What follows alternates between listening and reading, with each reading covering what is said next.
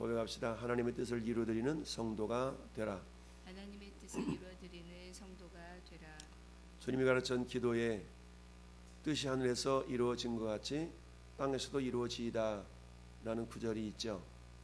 뜻이 하늘에서 이루어진 것 같이 하나님은 당신의 뜻을 이루어감에 있어서 하늘에서는 천군 천사를 동원하셔서 그 뜻을 이루셨다면 이제 땅에서는 믿음의 사람들을 중심으로 해서 그 뜻을 이루어 가시죠. 오늘도 하나님은 당신의 뜻을, 당신의 창조 역사를 이루어 가심에 있어서 오늘도 여전히 일을 하고 계신다. 그래서 나는 참 포도나무요 내 아버지는 농부다 라는 요한복음 15장 1절의 말씀은 아버지가 농부라는 얘기는 하나님이 일하시는 분이다 라는 얘기죠. 일하심이 어떻게 일하세요? 오늘도 하나님은 히브리서 1장 3절의 말씀처럼 그의 능력의 말씀으로 만물을 붙드시고 그랬죠. 능력의 말씀으로 만물을 붙들고 계신다. 우리의 호흡하는 거, 우리의 걸음걸음, 이 모든 것은 내가 건강해서 그러는 것 같지만 실상은 여호와의 말씀, 하나님의 말씀이 붙들고 있기 때문에 그렇다라는 것을 우리가 늘 잊지 말아야 됩니다. 솔로몬, 하나님은 다윗을 이어서 솔로몬이 왕이 될 것을 이미 다윗에게 감동을 주셨고 그렇게 이제 왕을 삼기를 또 원했던 겁니다. 근데 그 당시에 근동 지역의 모든 나라들은 왕을 이렇게 세울 때 일반적으로 장자가 그 왕을 이어받는 그런 시스템, 그런 구조를 이루었던 거죠. 그러다 보니까 이스라엘 나라 사람들도 분명히 이스라엘의 나라를 이루어가고 세워나가면 인간 중심적인 인본주의적인 국가가 아니라 신본주의적인 국가, 즉 하나님께서 세우신 나라임에도 불구하고 그 뜻을 저버리고 인간적인 생각으로 왕을 세우고자 하는 그런 마음이 강렬했던 것입니다. 이것을 미리 아셨던 하나님은 모세를 통하여서 신명기서에서 이미 말씀하고 있죠. 내가 너희를 들여보낼 그 땅 가서 주변 나라들을 바라보면서 너희들도 흡사 우리에게 왕을 세워주소서라고 할 그런 날이 올 거다. 그때 너희가 세울 왕은 이러이러한 조건을 갖춘 사람을 왕으로 삼아라 라고 하나님이 친히 말씀해 주셨던 구절이 있습니다. 어쨌든 오늘 본문은 이 다윗의 아들, 다윗의 아들이 모두가 17명이라고 그랬는데 17명쯤 되는데 헤브론에서 6명을 낳았어요. 그리고 예루살렘에 올라와서 11명의 아들을 낳아서 전체가 17명인데 그 중에 장자가 암논이잖아요. 암논. 근데 암논이 자기 조카를 범하는 바람에 압살롬에게 죽임을 당했고 근데 둘째는 그렇게 유명무실했고 셋째가 압살롬이 있는데 압살롬이 여전히 그 인본주의적인 생각으로 내가 왕이 되어야 되지 라는 욕망으로 반역을 일으키다가 결국 요압 장군에게 죽임을 당했어요. 그럼 이 남은 사람이 어때요? 이제 넷째가 가장 으뜸이 되는 거죠. 그러니까 아도니아가 넷째니까 그래?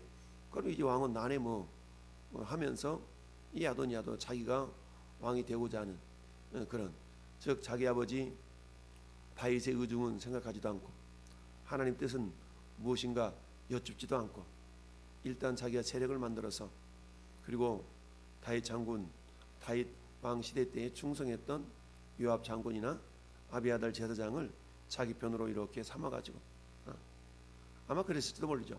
주변 나라들을 봐라. 장자가 왕이 되는 거 아니냐. 우리 가문도 우리나라도 이제 우리 아버지가 노쇠해서 기력이 없으니까 다음으로 왕이 될 사람은 뭐 내가 왕 되는 거 당연한 거 아니야? 아마 이랬을 것 같죠. 근데 여기에 대해서 요압이나 아비아달이 왕자님 그게 무슨 말씀입니까? 우리가 아버님의 의중도 다시 들어봐야 되고 하나님의 뜻도 여쭤봐야 되는 그런 과정을 거쳐야 되는 거 아니겠습니까? 이래야 되는 것이 옳은데 그러지 않았다는 얘기죠.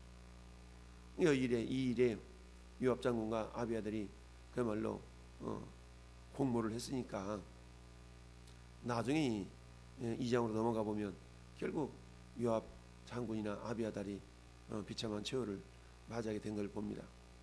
결국 교만은 멸망의 선봉이다 라는 말씀이 그대로 이루어져 된 것을 보게 되는데요. 자, 이 상황을 알았던 그 누구의 나단 선지자가 야, 이건 아니다.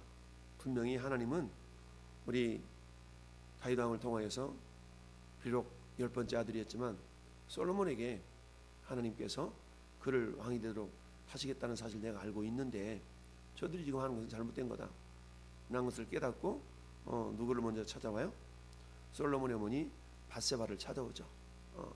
다윗 왕이 직접 말하지 아니고 밧세바를 찾아갑니다. 그러면서 지금 학기제 아들 아도니아가 지금 왕이 되었음을 알지 못합니까? 라고 하면서 그러니 이 사실을 다윗 왕은 알지 못하고 있습니다. 그러니까 당신이 들어가서 이렇게 말하시오 라고 계책을 지금 얘기해 주고 있습니다. 당신이 왕 앞에 들어가거들랑 이렇게 말하시오. 내 주왕이여, 전에 왕이 이 여종에게 말하기를 맹세하여 이르시기를 네 아들 솔로몬이 반드시 나를 이어 왕이 되어 내 왕 위에 앉으리라 하셨나이다. 그런데 아도니아가 무슨 이유로 왕이 되었나이까 하소서.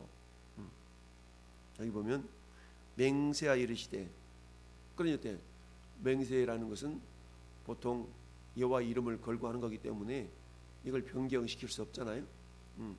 마치 여호수아 시대 때에 그야말로 기본 사람들이 우리가 저 멀리서 온 사람들인데 우리 화친을 맺자 이랬잖아요.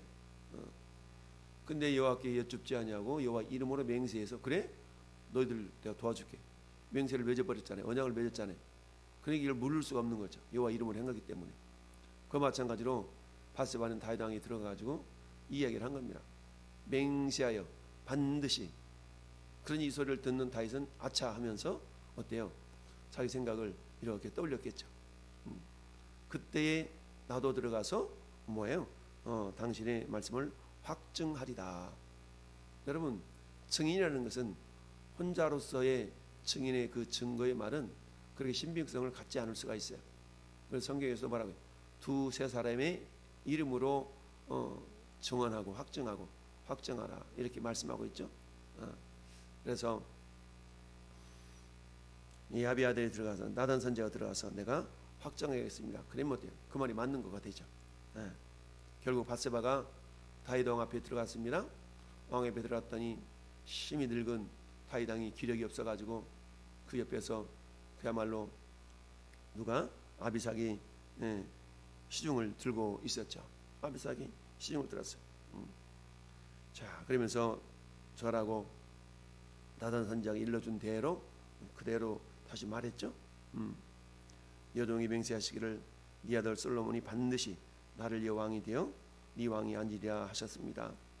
근데 이제 아도니아가 왕이 되어서도 내 주 왕은 알지 못하십니다. 그가 소를 잡고 양을 잡고 살찐 송아지 잡아가지고 그냥 잔치를 벌였는데, 근데 있잖아요. 왕의 모든 아들과 제사장 아비아달, 군사령관 요압을 처가했는데 왕의 종 솔로몬은 청하지 않았습니다. 온 백성들이 우리 왕의 입술만 즉각 쳐다보고 있어요. 내 다음은 누가 왕이다 이게 선포하기를 기다리고 있습니다. 이렇게 지금 얘기하는 상황이 오늘의 상황. 그러면서 21절에 만약에 왕이 그렇게 선포해 주지 않고 그냥 돌아가셔 버린다 그러면 나와 내 아들은 솔로몬은 내 아들 솔로몬은 죄인이 됩니다. 무슨 말이에요? 적폐청산 해가지고 역적이 된다는 얘기, 역적이 된다. 그러니까 어때? 지금 이 아도니아가 왕이 되어서 잔치를 벌이는데 솔로몬 청하지 않았어요? 나단 선지자도 청하지 않았어요? 이 말은 뭐예요? 자기가 세력을 잡으면 너희들은 죽은 목숨이야 이거잖아요. 정적이 된 거 아니에요? 정적. 그러니 나단 선지자도 그야말로 목숨이 위태롭고 솔로몬도 목숨이 위태롭고 이런 거죠. 왜냐면 지금 아도니아도 다윗 왕이 자기가 아니라 솔로몬이 왕이 될 것을 알고 있었거든요. 근데 인간적인 생각으로 볼 때는 어때요? 그게 합당하지 않은 거죠. 아니 솔로몬은 아들로 채우면 생각하면 10번째 아들이라 순서도 한참 뒤인데 뭐 솔로몬 왜 어떻게 아들이 왕이 될 수가 있어요? 이거 말도 안 돼, 말도 안 돼. 내가 까미지. 근데 아도니아가 어떻다고 그랬어요? 마치 압살롬처럼 머리끝부터 발끝까지 흠이 없었던 압살롬처럼 용모가 준수했다고 그랬잖아요. 예. 그러니까 외적인 모습을 볼 때는 백성들도 와 맞아 우리 아도니아 왕자님이 깜이야 깜 이랬을 거 아니겠어요? 근데 이들은 어때요? 하나님께 여쭙지 아니하고 다윗왕에게 물어보지도 않고 그냥 행한 거예요. 행한 거. 자기들 뜻대로 행한 거죠. 이 자체가 뭐예요? 한마디로 말하면 교만이에요. 교만. 분명히 자기들 위에 머리가 있음에도 불구하고 그 머리에게 여쭙지 않았다라는 얘기입니다. 이 자체가 교만함인 것을 성경은 우리에게 말씀하고 있습니다. 자, 그래서 하나님의 말씀이 온전하게 그들 속에 잘 들어가서 깨달아져야 되는데 깨달아지지 않은 거죠. 이미 나단 선지자나 이런 사람들은 어때요? 그 마음의 밭이 옥토이기 때문에 다윗 왕을 통하여서 하나님의 선하신 계획들이 분명히 순서적으로 맞지 않지만 솔로몬을 통해서 그 뜻이 이루어질 것이다라는 것을 알았고 믿음을 가졌던 것이죠. 비록 국제 정세가 장자를 왕으로 세우는 것이 그 당시에 주변 나라들의 어떤 그런 통치 이념이었다 할지라도 그러나 우리나라만큼은 세상 나라와 같지 않고 하나님께서 이 나라를 다스리는 신정 국가임을 알았던 이 나단 선지자는 어때요? 그야말로 자기의 목숨의 위협함을 그리고 솔로몬의 그런 상황을 이제 다윗 왕 앞에 들어가서 확증하게 된 거죠. 이 내용이 오늘의 본문입니다. 그렇다면 우리가 오늘 본문을 통해서 우리가 깨달아야 될 건 뭐냐? 그 오늘 말씀의 제목이 뭐였습니까? 하나님의 뜻을 이루어드리는 성도가 되자라고 그랬죠. 하나님의 뜻을 이루어드리는 성도가 되자 또는 되라. 그러려면 하나님의 뜻을 이루어드리는 성도가 되려고 그러면 가장 기본적으로 뭐 해야 되겠어요? 그 하나님의 뜻을 알아야 되겠죠. 하나님의 뜻을 알지 못하는데 하나님 어떻게 하나님의 뜻을 이루어드릴 수 있겠어요? 야, 너 심부름 좀 갔다 와. 그 내용이 뭔데 어떻게 하면 될까요? 물어봐야 되잖아요. 근데 엽죽지 않고 알았어요. 핑 가. 근데 내가 무슨 심부름 해야 되지? 깨닫지 못한다면 물어보지도 않고 떠나버리면 심부름을 제대로 할 수가 없겠죠. 그런 것처럼 우리가 하나님 뜻을 이루어드리는 성도가 되자. 성도가 되라. 이 말은 뭡니까? 하나님 뜻이 무엇인지를 늘 우리가 여쭙는 그런 생각을 가져야 되겠죠. 하나님은 질서의 하나님이시기 때문에 그 뜻을 성도가 10사람인데 10사람에게 전부 다 다른 감동을 주신다면 이건 배가 산으로 갈 수가 있겠죠. 그래서 하나님 질서 하나님 교회에 목회자를 세워서 그 목회자를 중심으로 해서 하나님 뜻을 이루어 가기를 원하신다라는 얘기죠. 그럼 어떻게 되겠어요? 목회자와 성도들이 소통이 잘 돼야 되겠죠. 그럼 소통이 잘 되려면 어떻게 해야 돼요? 예배 시간마다 예배에 참여해서 그것에 선포되는 하나님의 말씀을 주의 깊게 듣고 경청해서 맞아 하나님 뜻이 저거지 라고 깨달아야 되겠죠. 그렇지 않다면 어때요? 어떻게 하나님의 뜻을 이루어드리는 성도가 되겠어요? 그래서 첫째 우리는 범사에 하나님의 뜻을 앞세우는 그런 믿음의 삶을 살아야 된다라는 얘기죠. 그 뜻을 알기 위해서 우리가 기도하는 거고 그 뜻을 알기 위해서 말씀을 듣는 거고 그 뜻을 알기 위해서 어때요? 이처럼 우리가 새벽을 깨워 주의 종의 목소리를 듣고 맞아 하나님 목사님을 통해 이렇게 말씀하시는구나 라고 우리가 깨달아야 되겠죠. 그런 가운데 우리가 그 뜻을 이루어드리려고 하는 그런 믿음의 삶을 사는 거 아니겠어요? 하나님의 뜻을 이루어드리자. 다른 말로 말하면 사명 감당한다는 거죠. 여러분 그런데 사명의 가장 중심적인 핵심은 뭡니까? 그건 사람 살리는 거잖아요. 복음 증거하는 거죠. 사도 바울이 고백했던 것처럼 나는 주 예수께 받은 사명 은혜의 복음을 증언한 일을 마치려면 나의 생명조차 조금 더 귀한 것으로 여기지 않겠다. 예수 그리스도의 복음, 예수의 복음을 전하는 일을 그는 하나님의 뜻, 하나님의 일로 알았다는 얘기입니다. 그래서 그 뜻, 그 일을 이루어 드리기 위해서 자기 생명조차 조금 더 귀한 것으로 여기지 않았다라는 얘기입니다. 사도행전 21장에 보면 어때요? 예루살렘 올라가면 당신이 결박당합니다. 그러면서 장로들이 말리잖아요. 울면서 말리는 거예요. 그러자 너희가 어찌 내 마음을 이렇게 괴롭게 만드냐? 나는 올라가서 환난 당할 것도 나는 이미 다 각오했다. 이러니까 어때요? 울면서 배웅하잖아요. 그리고 어때 그 삶의 마지막에 사도 바울의 고백은 나는 선한 싸움 싸우고 달려갈 길을 마치고 믿음을 지켰다. 그러니까 이제 나를 위해서 하나님은 분명히 의의 면류관을 나를 위해 준비해 놓으셨어. 이런 믿음의 확신이 있었던 거 아니겠어요? 근데 그것은 나만을 위한 게 아니야. 다시 오실 주님, 다시 오실 주님, 이 다시 오실 주님을 기다리는 모든 자에게 해당되는 거야. 그럼 어떤 자가 다시 오실 주님을 기다려요? 아니 벌써 오셨어요? 지금 오시면 안 되는데, 이런 자는 어떤 자들이? 준비하지 않은 자죠. 준비하고 있는 자는 어떤 자? 언제든지 주님 오시면 이제 오시나 저제 오시나, 마치 문지방 앞에 나가서, 저 대문 앞에 나가서, 저 먼 나라 가서 허랑방탕하고 다 재산 까먹은 그 둘째 아들이 할지라도 아버지 앞에 돌아오는 그 아들을 기다리는 심정으로, 저는 여러분도 역시 마찬가지. 하나님께서 우리에게 맡겨진 사명을 잘 감당하고, 주님 내가 믿음 지켰고요, 선한 싸움 싸웠고요, 달려갈 길 마쳤네요. 이런 자들은 어때? 주님 앞에 빨리 가고 싶지 않겠어요? 그러니까 주님 우리를 불러가시면, 주님 내가 이렇게 장사하였나이다, 2달란트 더 내놓고 5달란트 더 내놓고, 이런 거 아니겠어요?